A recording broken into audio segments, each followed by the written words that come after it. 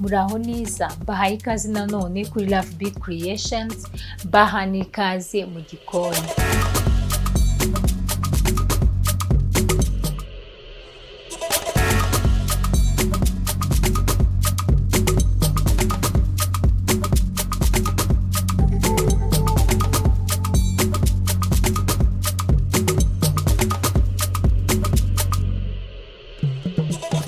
Munsi turacyari ku bintu bidufasha kugabanyuka ibiro.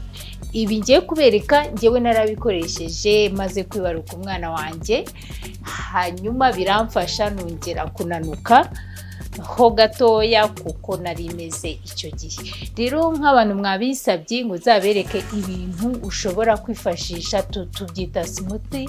Ndabereka uburyo butatu wayikoramo, ubwo uko muri kubireba muzahitamo uburyo buboroheye. Hanyuma rero ikindi kiza cyayo izi smoothie ngiye kubereka nuko ushobora kuyifata ukageza nka saa sita après midi nta kindi kintu uriye, cyane cyane ko dushaka kunanuka. Ubwo ni ukuvuga ngo tugiye kuzireba hanyuma tuzazifashishe kugira ngo tugabanye ibinure, cyane cyane tugabanye mu nda, cyane cyane tugabanye umubyibuho utari ngombwa. Rero ku bantu babisabye nizere ko ziri bubashimishe. Ufite ikibazo ashaka kumbaza yanyandikira muri commentaire ndabasubiza. Hanyuma rero muzigerageze mu rugo, muzikore. Hanyuma byaba byiza ujye uyifata mu gitondo, ushobora kuyifata ari nka breakfast. N'abatindiye rero reka mbereke ibyo turi bwifashishe. Nababwiye ko ari smoothie eshatu tugiye gukora zitandukanye, ariko akenshi zigizwe n'ibintu bimwe, turahinduramo dukeya. Reka nze mbereke uko twazikora. Reka mbereke ibyo tugiye kwifashisha. Turakoresha ubunyobwa murabubona nazanye ubunyobwa bubisi. Wowe wabanza ukabukaranga, cyangwa se ariko ububisi nibwo bugira benefits kuri smoothie tugiye gukora, niyo mpamvu aribwo ndi bukoreshe. Turakenera avoka, ntabwo nyikoresha yose, ndaza gukatamo igice. Turakoresha kandi n'amapome. Hanyuma tukoresha imineke, wakoresha iyo ushaka, ishobora kuba ari imwe mitoya cyangwa imiremire. Hanyuma turakoresha na kano karungo murakabona.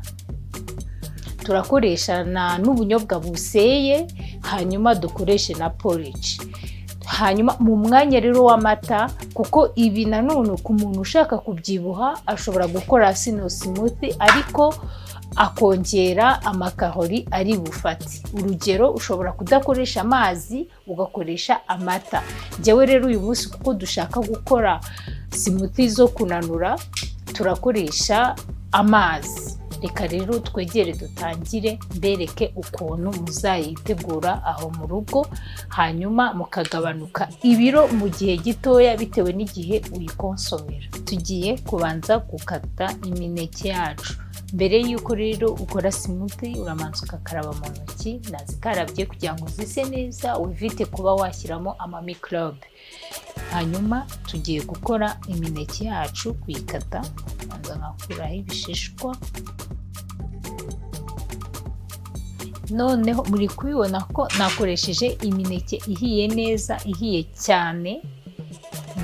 Niyo myiza yo gukoresha smoothie,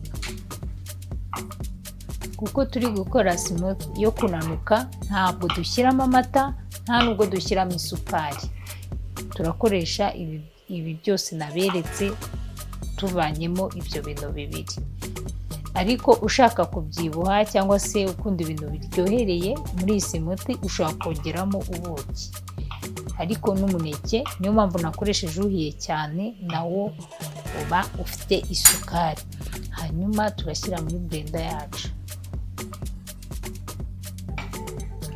Hanyuma tugiye gukoresha porridge. Ndashyiramo ibiyiko bibiri. Murabibona ukuntu mfashe. Ako wowe ubaye ukunda porridge cyane washyiramo bitatu, ariko uyu munsi jyewe ndakoresha ibiyiko bibiri birahagije. Hanyuma ngiye gushyiramo iyi peanut butter cyangwa se iyi ubunyobwa buseye bukoze nta sukari irimo. Nakoresheje uburi naturel, no sugar, ko dushaka kunanuka. iboro kubera uburyo iryohamo ushaka gushyiramo ibyo ushaka kandi dushaka. Ndashyiramo iki kiko cyuzuye kimwe. Noneho tugiye gukurikizaho aka karungo kacu nababwiye kitwa cassia cinnamon. Okay, tugiye gushyiramo akarungo kacu kitwa cassia cinnamon. Aka rero benefit yako nuko gatuma ibintu iyi smoothie iryoha. En plus y'ibyo ngibyo katuma donc nimba hari amakarori ufite mu mubiri ushaka ko agabanuka, karafasha muri icyo gikorwa. Donc mujye mukifashisha, ushobora kugakoresha mu masimiti gutya, ushobora no kugakoresha mu cyayi ku bantu bashaka kunanuka cyangwa se kugabanya ibiro. Karahumura cyane, ni byiza. Ntabwo nshyiramo kenshi, ndashyiramo gutya ku kayiko, ariko ushaka washyiramo na tubiri nacyo bitwaye. Nyuma y'ibyo twavuze yuko dukoresha amazi mu mwanya w'amata.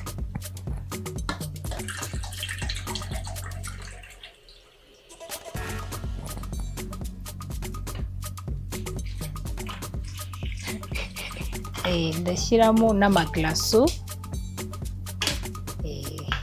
shyiramo abiri. Voilà. Hanyuma tugapfundikira, tukablendinga.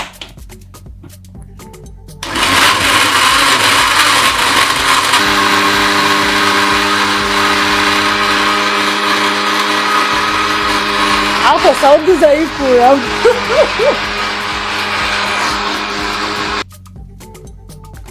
Murayibona?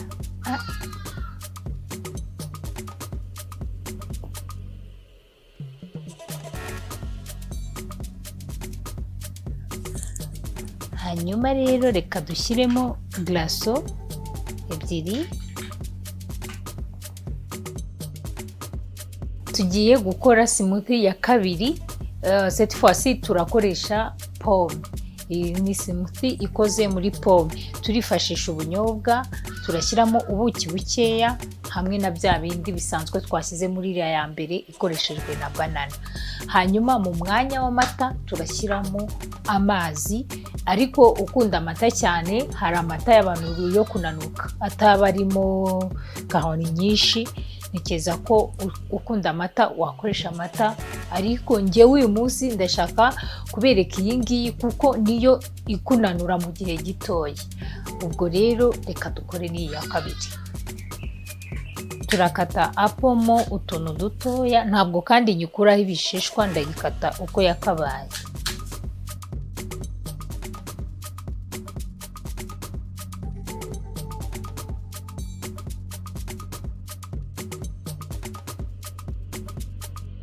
Turabanza dufate iyi porridge, ibiyiko 2 n'igice, bishyiremo hano.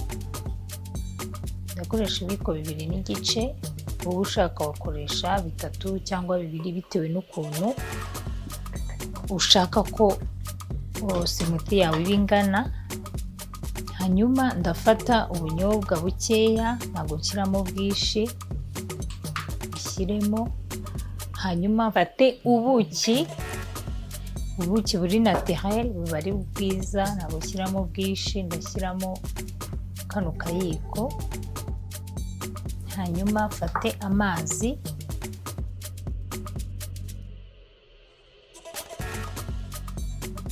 hanyuma tuvange. Ibi ngibi iyo ubikoze mbere yuko ubishyira muri blender, urabanza ukategereza iminota mikeya, iminota 3, 4, 5, then ukaza kubishyira aho bigomba kujya, ariho muri blender yo kujya aho bisye. Ukategereze iminota 5, ndagaruka mu kanya.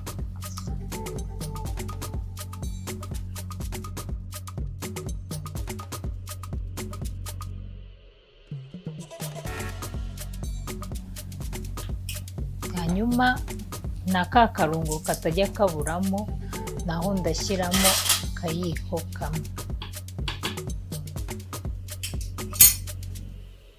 Hanyuma tugiye gushyiramo n'indimu itari nyinshi, urebye ndakamuriramo bitewe n'iyo ngewe nkunda, nawe wapima ukareba bitewe n'iyo ukunda. Hanyuma rero tugapfundikira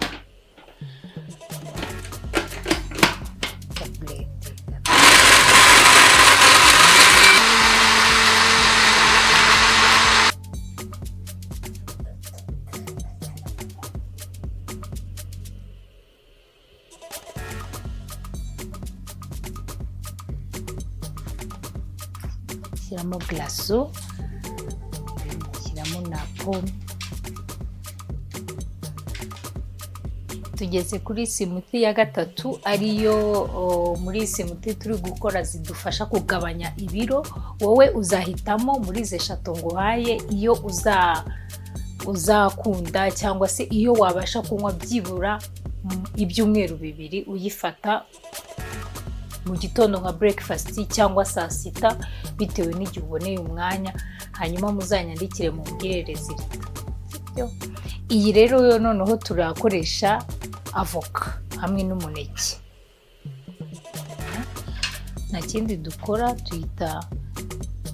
turafata akayiko tukayigira gutya tukadushyira muri blend.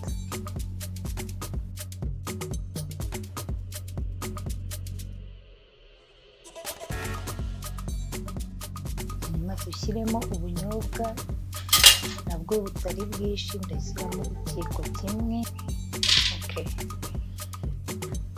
Hanyuma shyiremo na ubunyobwa bwacu buseye ikiyiko kimwe.